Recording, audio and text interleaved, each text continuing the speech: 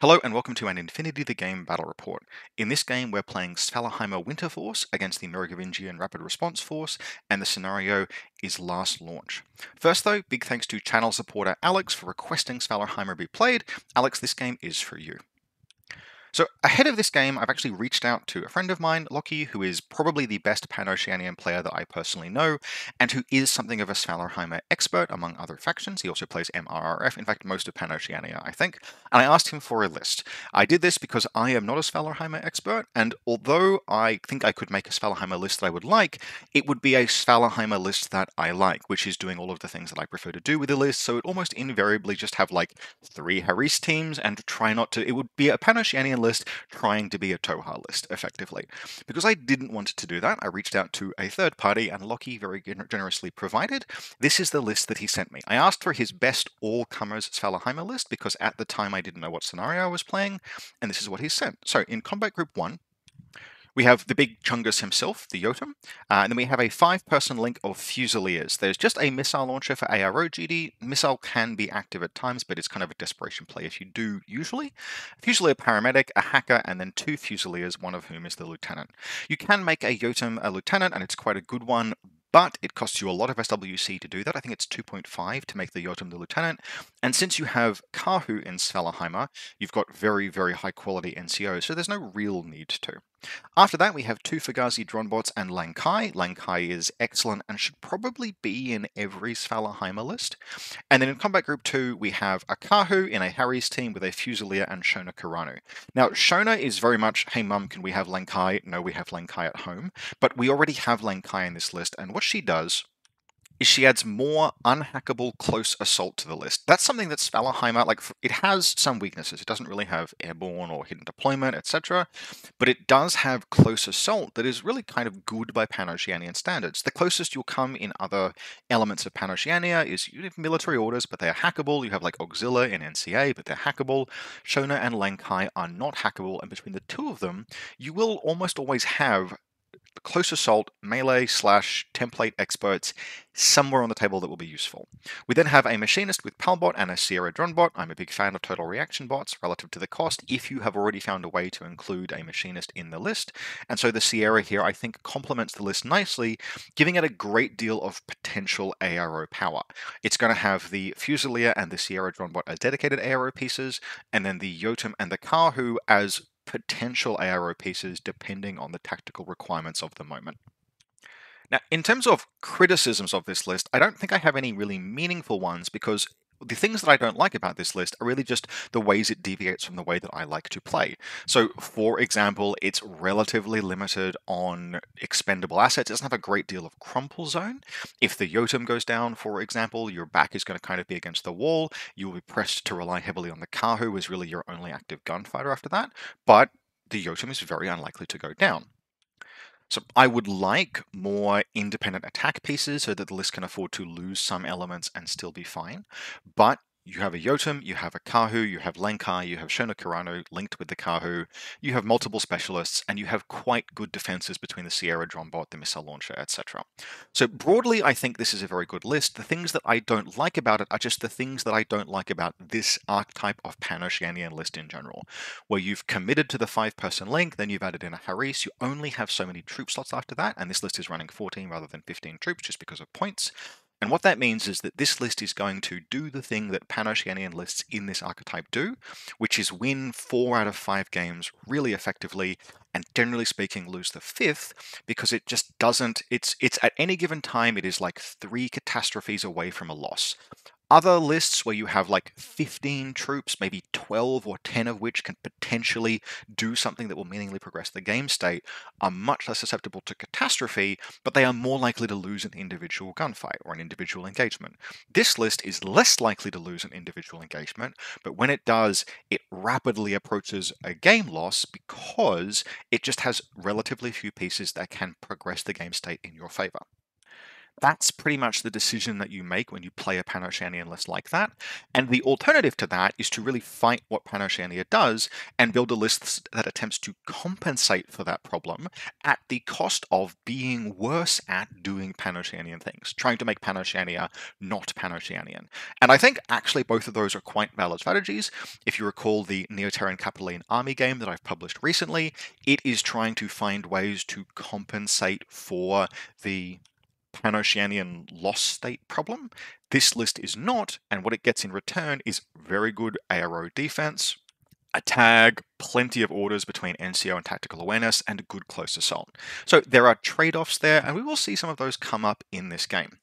Playing against Svalarheima will be the Merovingienne Rapid Response Force. So this list today was played by long-suffering MRRF player in my local meta, Rudy, who has been playing MRRF, I think, for as long as I have known him. And if you think back over the history of Infinity, there has really never been a good time to play MRRF. They have always been at the very bottom of Infinity's nominal power rankings, as much as those exist. Even Druze, I think, have overtaken them, although the existence of Apaches is a shot in the arm. So what are we running here? This is Rudy's attempt to engage with the fact that the next big Australian event, CanCon, has 5 exclusion zone scenarios. Now, he still has a whole bunch of infiltrators in this list because you can't really play MRRF and not take them, but he's got some interesting ideas that would play out over this game.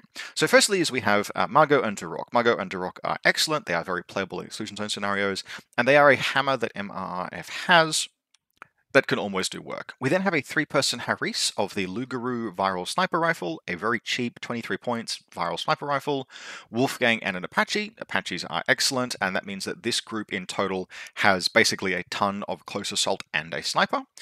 We then have Brigadier Bruant hiding amongst a bunch of chasseurs, 2 chasseur forward observers, a Metro pretending to be, it's basically a worse regular Delamy at 12 points, but it is regular, which is very relevant, and a Zouave forward observer. The Zouave is just an okay specialist. It's 21 points. You can only take so many chasseurs.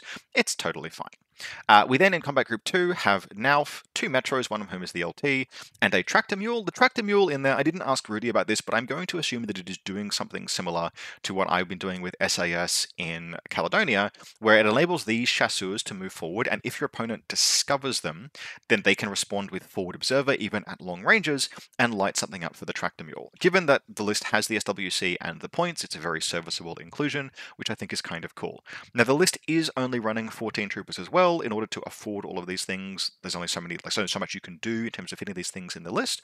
Although I would argue you could probably cut the Zouave and still be in a basically good spot and find points, use those points for something else in order to get up to 15 troops.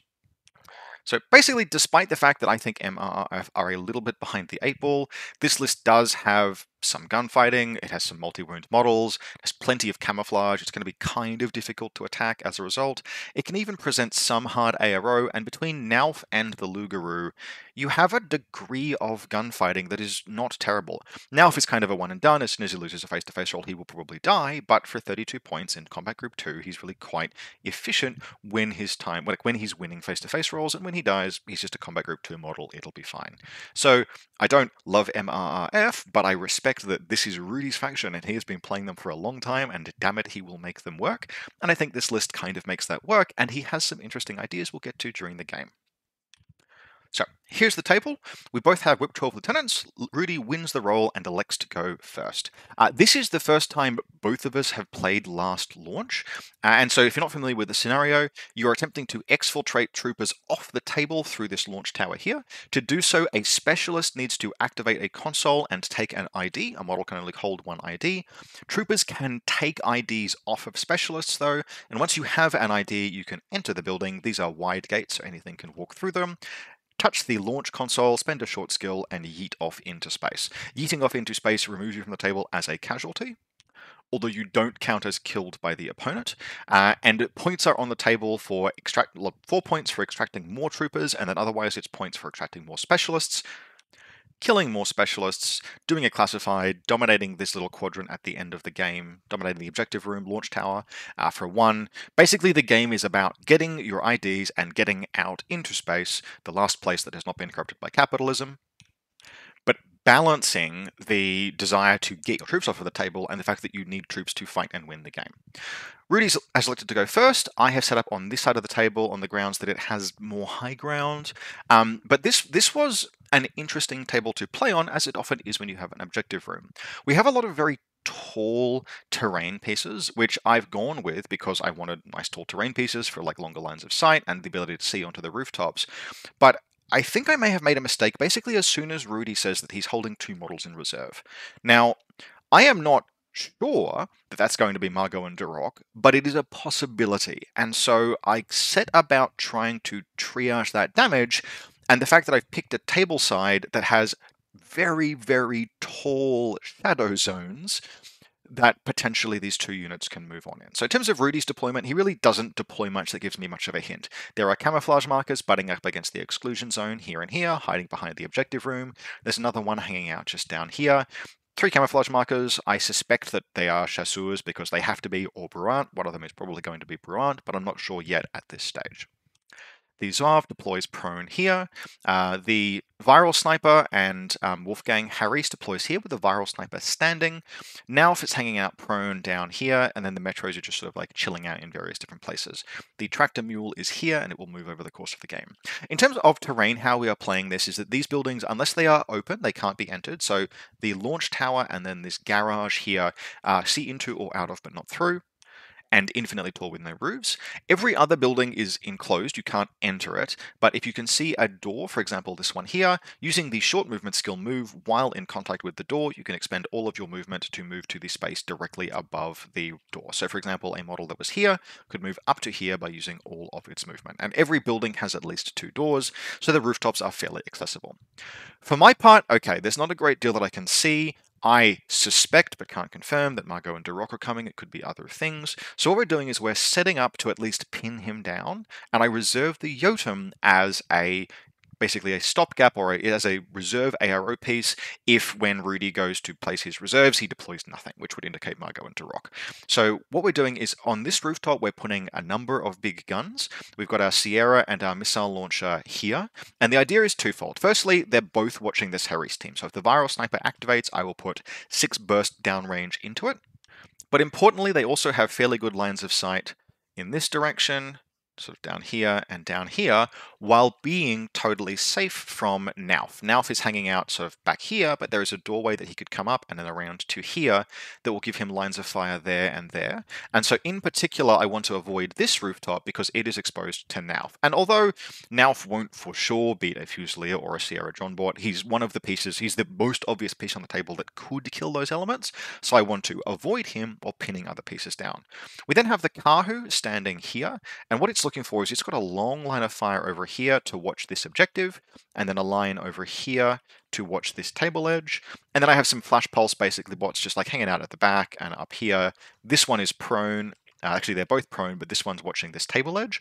Although you can't really use a flash pulse bot as a hedge against Duroc because he has total immunity.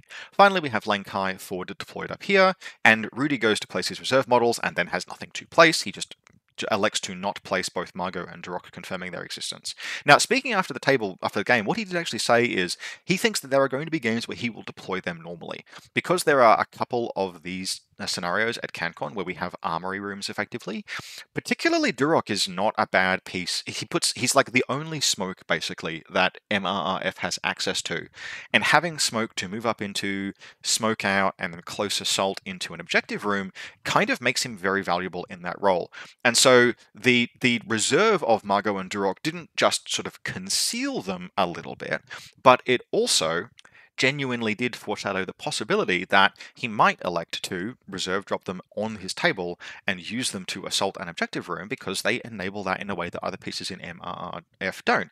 And that is some really cool next level thinking, which I actually think is super neat. But in this case, he looked at my deployment, thought about what he might accomplish, and he elected on a play that was that basically if he could bring them onto the table, he could do damage. He identified this as an area that he could assault, and so he set about, we reserved them with the intention of bringing them on. Cool, I know that Margot and Duroc are coming, and that forces my hand. That puts the Jotun down here. So what the Jotun is doing is it's watching this entire table edge, and this entire table edge. There's a little gap, basically these bushes here, The planter bed extends all the way to the table edge, but the bush doesn't. So I've got like a half an inch gap that I can see down there and down here. And although a large base can't completely pinch off a table edge, so Margot could potentially walk on just behind him. Doing so would put her in line of fire of the Sierra John bot, and I'm not quite as scared of Margot as I am of Duroc. Duroc is the one that will do the actual damage.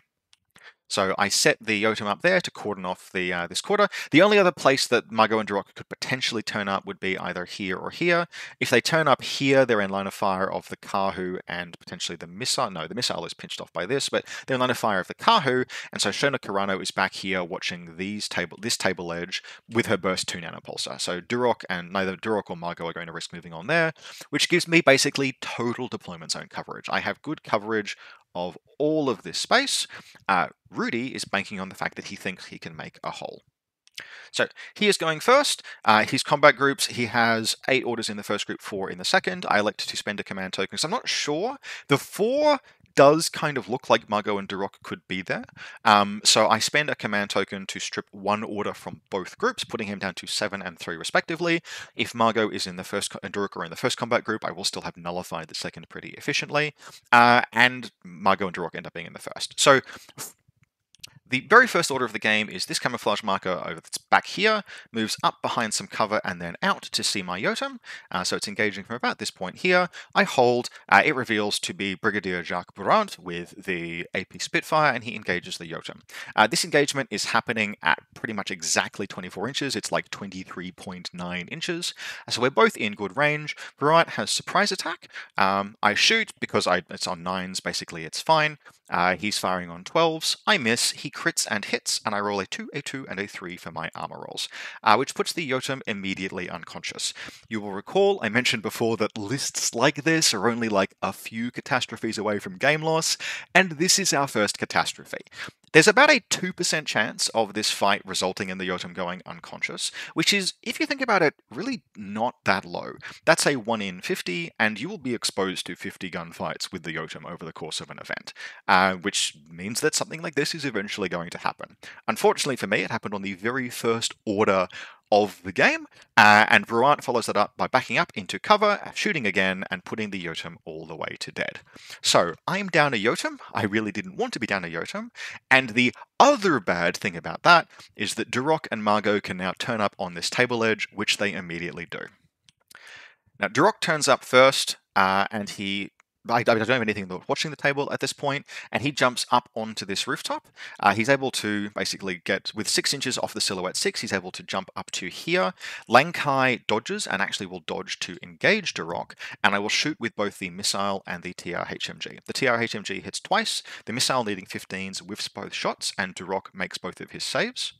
But Lang Kai is now engaged, so Margot turns up, and she has a grenade launcher and will happily bombard this entire surface for multiple orders if I let her, so Lang Kai has to dodge again, and his dodge carries him out of CC and watching Margot. Margot activates anyway and takes that face-to-face roll. She shoots him with a rifle, he shoots her with a shotgun, he just templates her. No, sorry. She activates, he templates her, she just templates him back because Rudy wants Lang Kai clear so that he can just run in with Duroc. Lang Kai takes a wound and goes into no wound cap, and Margot goes down. So that's good. Margot is down, that leaves us with just Duroc, and Duroc just makes the run anyway. He just moves in this direction. Lang Kai and the Flashbolts elect to dodge, and kind of just knowing that this is inedible, I shoot with everything. The only exception is the Machinist. The Machinist will attempt a dodge, since I want to be able to recover at least the TR bot. Duroc is able to put the templates down over basically everything except for this Paramedic. The Machinist fails his dodge and goes unconscious, the Sierra goes unconscious, and the Missile Fusilier goes unconscious, although Duroc does go down. So that's Margot and Duroc dealt with, just at the cost of 1 wound on Lang Kai, a dead Yotum, a dead Sierra Drone bot, a dead Machinist, and a dead Fusilier missile launcher, or unconscious rather.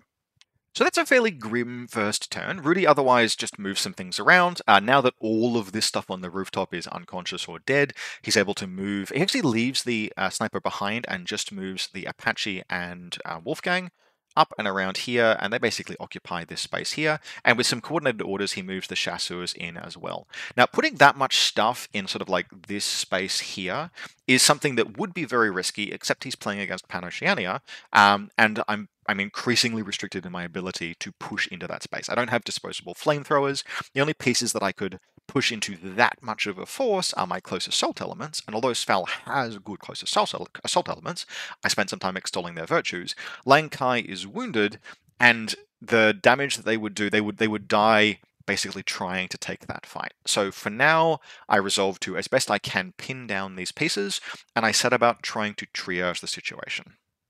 So I choose not to reorder any combat groups, despite the fact that my combat group 2 right now consists of just the Fusilier, so just the Kahu team over here. First thing we do is we see if we can get the missile launcher back. So the paramedic linked, so core linked, only a 4-man link now. She crawls over, fires her melee dart at the Fusilier. She hits twice, but he fails both saves and dies. So I'm down the Fusilier missile launcher. That's fine. We have fair few orders. Lang Kai is the obvious choice of expenditure for them. And this is one of the issues with this combat group setup, is that if the Yotum dies, you have literally just Lang Kai to spend orders on, and vice versa. Moving that core link is not something I want to do, although a better core link player can probably make it work. But Lang Kai has got this, we'll make things work.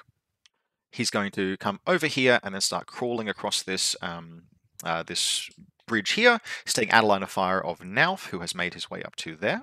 And we're actually able to get all the way over the bridge and around into CC with the Zouave and kill him. So, okay, that's good. That's one thing.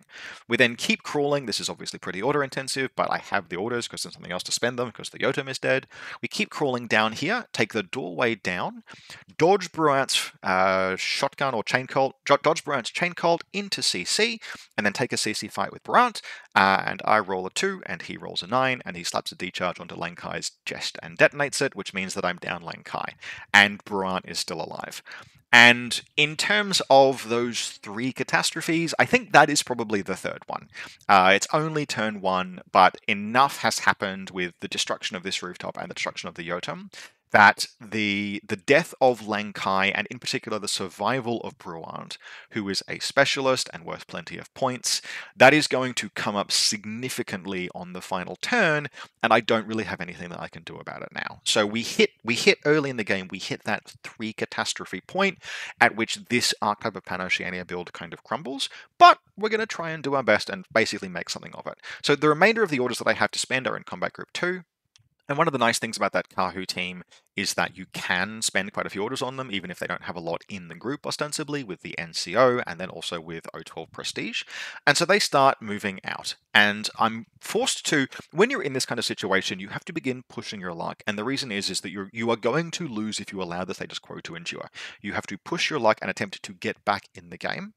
And so the Kahu is going to do that. And it comes up and around here, and it takes an engagement with Nauf, and it actually does, I win this face-to-face roll, and I kill Nauf, and then I come back this way and up this rooftop, thanks to Climbing Plus, and knowing that I'm about to have a position where I have cover relative, or I have the, this not Dalami, this Metro here out of cover. As soon as I move to discover shoot, he reveals, he shoots, I shoot, and I put him down. And I'm also able to put down the Katyusha, which is moved up and around to here. So on the rejoinder, we've established a position with the Kahu. I really don't love having to put the Kahu here. The Kahu is a single wounded trooper, but I have to present sort of something that stops sort of various assault elements from moving around. It's my last gun. With the Fusilier having gone down, with the no way to recover the Sierra, and with the Yotum dead, I've just got no AROs left, and I cannot afford the Merovingian forces to be able to launch close assaults on my position, because this list cannot defend against close assault. It absolutely crumples, because it's just Fusiliers and stuff. So the Kahu sits up here while we have Shona and the paramedic here, kind of by necessity. It's more or less where they have to be to maintain cohesion. So starting round 2, Rudy is down a fair few orders here. Obviously, we've killed multiple pieces. We've killed Margot, we've killed Duroc, we've killed the Katyusha, we've killed the Metro, we've killed Nauf. That is not a bad counter-assault given and we've killed a Zouave. Six troops dead is pretty good under normal circumstances. However, because Rudy was able to sort of develop this position early in the game, he's very well staged for an attack, and so the first thing that happens is that one of these camouflage markers, which I know must be a chasseur, and not a chasseur mine layer based on the orders that were generated, moves out and around here. I am kind of forced to hold because this is already in rifle range and I'm not prepared to discover it with the Kahu. And he moves again, and eventually he just outright, before he comes around this corner, he just outright shoots me with a rifle. We end up being like the chasseur is basically here and the Kahu is here. When he takes this fight, he actually ends up being within 8 inches. I respond, I shoot with the pistol, and he shoots with his rifle. And I just miss both shots. He hits me 3 times and I die. So the Kahu is down, and now I officially have 0 guns. Now he's like that's kind of bad. I needed that not to happen, but when you are down to banking on just Kahu, they are single wound armor 1 troopers. That is something that will happen. Going out like this ignobly kind of sucks, but there were plenty of pieces in here that he could use. Even if it's just like an Apache dodging and then running at me with the shotgun, there are things that he can do to put this Kahu down. So this chasseur that's over here then lays a mine around the corner looking at Shona and the Fusilier. Shona uses that to dodge around into CC. She gets to here. The mine goes down, but I've engaged the chasseur. What that means then is that Wolf, who is presently hanging out, where is he? Wolf is actually still back here. Wolf crosses the table, because there's nothing to stop him, because all of my AROs are dead, walks into CC, and he kills Shona in one go. As he's approaching, I have the option to dodge rather than, to dodge out of CC and, stare things down. But Shona can't gunfight to save her life. She's not a gunfighter. I figure my odds are better forcing him to come into CC. If I force him to come into CC, he might para-CCW me, but if he para-CCWs me, I'm quite good at dodging out of that. She's very good at dodging. And I don't want to face that multi-rifle. I would rather roll 2 dice against 1 on identical combat odds, knowing that if I succeed, I have a really good chance of killing him, because she does do a lot of damage in CC. However, Wolf wins the CC roll and annihilates her. She goes all the way to dead, so I'm down Shona Carano as well. That is about all that Rudy can accomplish this turn, but I am now in the state where I am just down to Fusiliers. I am down to good old-fashioned Fusiliers and Fugazi Dronbots with which to try and carry the game. And kind of unsurprisingly, there's not a ton that we can do there. We're going to make a go of it. This 4-person Linker Fusiliers is going to end up putting down... What do? We kill the chasseur that's hanging out here, and then we shoot Wolf a whole bunch, and he just dodges and dodges and dodges and dodges, and I am completely unable to do damage to him, apparently, where he succeeds every dodge roll. Despite the fact that I'm shooting him out of cover, I even move this Fugazi Dronbot up and around here to attempt a Flash Pulse. I hit, and he makes both BTS rolls out of cover. And that's basically it. That's what I can do with this turn. I try and take some fights. I've got reasonable range on my side, but all I'm able to do is kill the chasseur, and so we flip over to turn 3. Now, I have used some coordinated orders. I've set up as many guns that I can. I've even been forced, so one fight that we took, this Fusilier here, who was my lieutenant, I did not want him to stand, but I have to take some risks. Stood to try and take a shot at Wolf while he was here, but Wolf made his dodge and got out of the way. So we've put the guns up that we can. We have a Flash Pulse here, we have a standing Flash Pulse. You can't see it, but it's up there, and most of these Fusiliers are standing. What I am basically hoping here is to restrict Rudy's ability to score points, because if he takes some shots and he doesn't, he's done nothing in terms of scenario. He hasn't developed the scenario at all. What he's done is kill more stuff, and he hasn't killed more specialists yet. We've each killed 2 specialists. So Bruant, knowing that he has to do the objective, Bruant comes out and around here, presses this button, does it first time, and it has exactly enough orders to run this gauntlet. I think he gets shot by Fusiliers twice. He's hit once and passes his save, literally gets to the objective and goes whoop into space on the last possible order that Rudy has in that combat group. He's got no command tokens. He could not afford to fail this roll, but he didn't. He made it. And so Bruant gets all the way out and up. And that is terrible news, because with Bruant up, not only am I never going to be able to get more points into space than Rudy, but that's also a specialist. And if I just managed to shoot him as he was making it to the launch pad, things might have been okay. Or if Lang Kai had killed him multiple turns ago, things would have been okay. But he made the run and he made it. So I begin my 3rd turn, and I'm in loss of lieutenant. There's really not much that I can do. I have one attempt at scoring, but I have 2 things to do that can score some points. So the first thing that I do is this Fugazi Dronbot runs across this gantry that's up here. Rudy's HVT is down there, and by doing that, I will secure the HVT. So that's 1 point. The other thing that we try and do is that the Fusilier hacker that's hanging out down here moves around to get a shot on. So we discover first this Fugazi Dronbot successfully moves around and discovers this chasseur, which is a forward observer.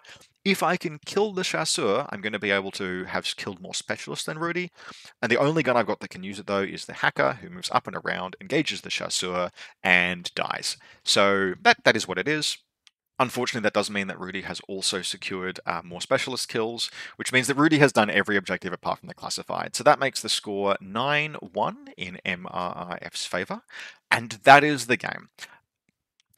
It obviously took some luck, but I think the bulk of the luck that Rudy, frankly, MRRF players deserve this kind of game every now and again, because the faction has been really difficult to play for like half of a decade or more, and it is right that every now and again an MRRF player gets a game where like not everything goes perfectly, but just enough things go well. And Bruant, like he really did need to secure that kill in the first order, because if he'd failed it, the Jotun could have gutsed behind this hedge effectively and broken line of sight, while still it would have created an opening, but I would have still had the Jotun in place to respond as best I could, and it might have survived the turn. The fact that the Jotun went all the way to dead in the first order, again, 2% chance of that happening, or 2.19% chance of that happening, that will happen more than one game in 50. And it happened to happen this game, and Rudy capitalized on it really effectively. So he played the game quite well once he had that breakthrough moment, and recognizing that you have a possibility for that breakthrough, going for it, obtaining it, even if it means getting lucky, and prosecuting a game state from there, nothing wrong with that. So this was an excellent game. I got absolutely and utterly flogged in a way that can only happen with this kind of list archetype, but it is important to note that it happens only occasionally with this type of list archetype. Nevertheless, defeats like this are good for humility, they're good for the soul. I always enjoy playing Rudy. This was an excellent game, and I hope that those watching it have enjoyed. As always, if you like the content that I do, the things that I make, you can support this channel through the Buy Me a Coffee link in the video description. I do take requests for armies to be played from channel viewers, so if you'd like to see me play an army, that's the way to do it. Otherwise, I hope you enjoyed this, and as always, I will see you next time.